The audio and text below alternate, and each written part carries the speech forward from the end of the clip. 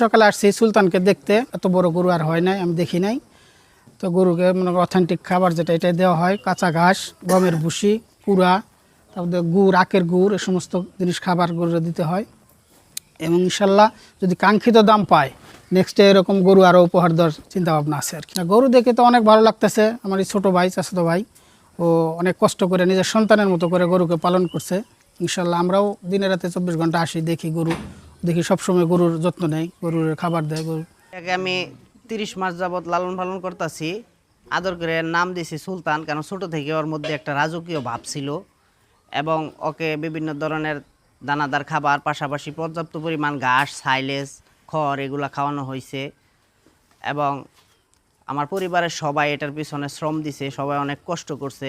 এখন আমরা আশা করছি এর একটা কাঙ্ক্ষিত দাম পাওয়ার জন্য, যেহেতু সামনে কুরবানির ঈদ।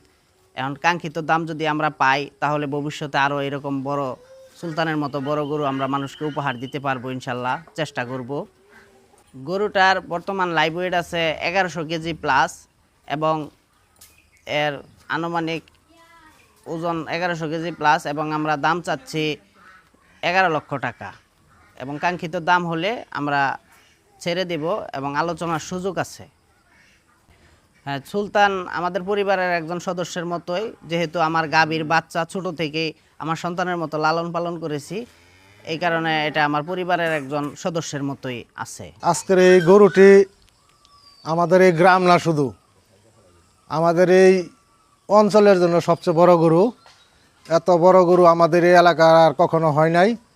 এইটারা এর পরিবাররা খুব সুন্দর এবং ভালোভাবে যত্ন করছে। এই পাশা যে আছে ওরে, এটি ওনার মা, এই মার গর্ভের থেকে এই বাচ্চাটি হয়েছে। এই আদর যত্ন করে বড় করে এটির নাম রাখছে সুলতান। তা আসলে সুলতানের মতনই ডেলি ওরা 4-5 বার করে গোসল করানো হয়, ওরা খাওয়ানো হয়, এইভাবে আদর যত্ন করেই ও বড় হয়েছে। তা আমরা আশা করি এই গরুটা যদি ভালো দাম পায়, তাইলে ভবিষ্যতে আরও এই ধরনের বড় গরু পালবে বা বড় গরু উপহার দিবে।